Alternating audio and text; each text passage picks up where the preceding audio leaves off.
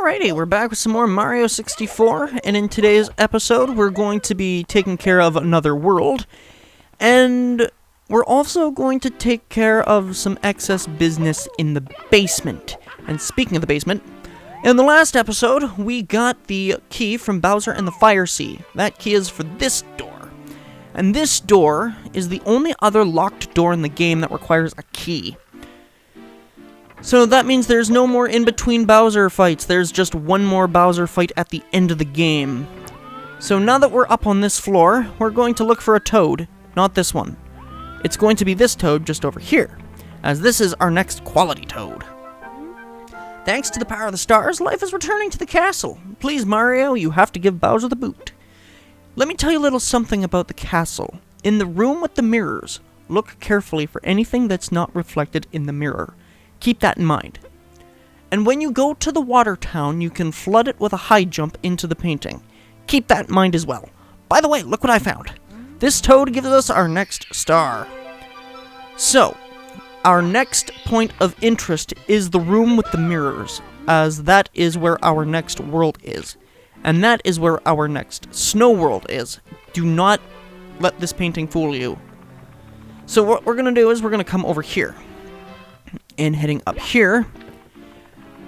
Correct me if I'm wrong, and I most likely am. But in the DS version, I believe you can walk through this wall with a vanish power-up, and that will take us to a painting of Luigi, which is a secret stage in which we can get a key so we can unlock the ability to play as Luigi. If it's not that, then I think you just jump into the painting right here, and that will take you there anyway. I think. I could be very, very wrong, and I most likely am, as I don't actually have the DS version of the game, and I haven't played it. I've only ever seen it maybe once. So, here, you can see there's a snowman painting here, but it's not here. Now, what does that mean? That means that this wall here is our next world. This is Snowman's Land right here.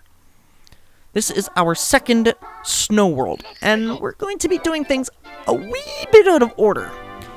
So instead of doing Snowman's big head, which is way up there, what we're going to do is we're going to head over to the left from the starting area to this big old ice block.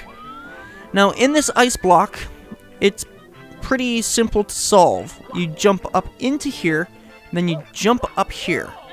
Then you turn to the right and do a backflip into the star. Easy peasy. Heading back into Snowman's Land, we're still not doing Snowman's big head because I want to do this world in a way that's more convenient to me. Instead, what we're going to do is we're going to head up here, and we're going to meet Chief Chili. Now, Chief Chili is pretty much just a reskinned bully. Don't you think about it, Fly Guy. I know you're here. Oh, no. So, you deal with... There we go. You deal with Chief Chili the same way you deal with the big bully in Lethal Lava Land. Now, don't fall into that water. That is not water, it's blue-colored lava. And it will do the same effect as lava, except without the smoke and fire sound effects. But there's red coins down there. How do we get them? That is a mystery. For now. So what we're going to do is we're going to just tackle Chief Chili and knock him into the water that way. And he gives us our next star of the day. If I can grab it.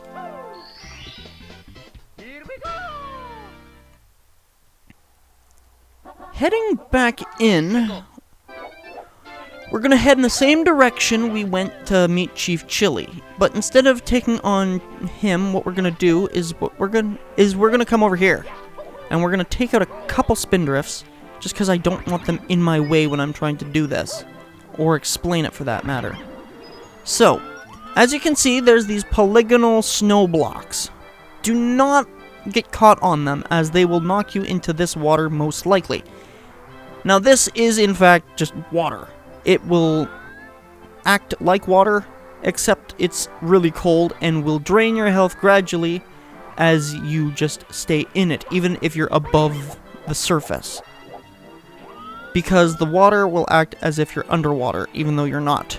So, Now we can break this block and get our next star, meaning we can now progress on to the next area of the game, up to the 3rd floor, but we're not going to do that yet.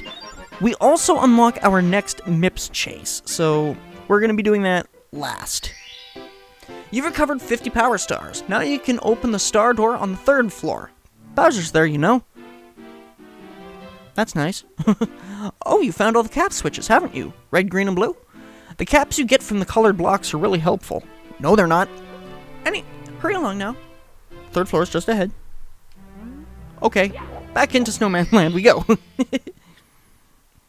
So now that we're back in here, what we're going to do is we're going to head back over to where we got our previous power star.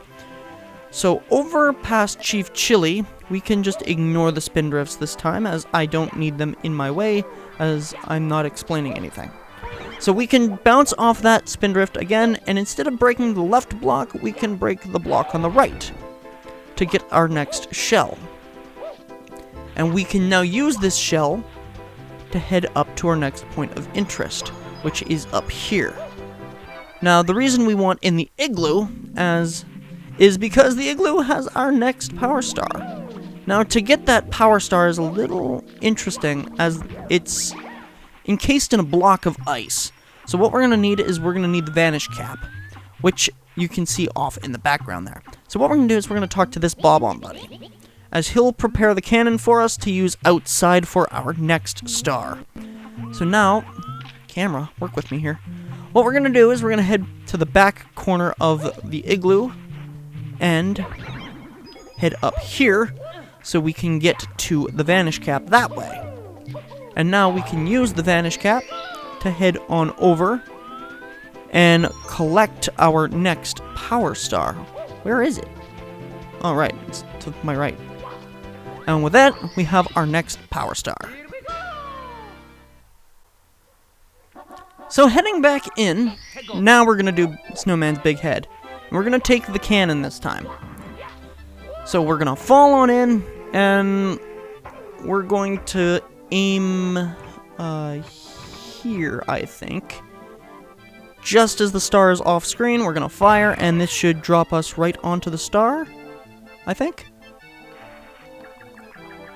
Nope. Pretty close, though. So what you're supposed to do is you're supposed to ride the penguin. I know I can think of something better than that, but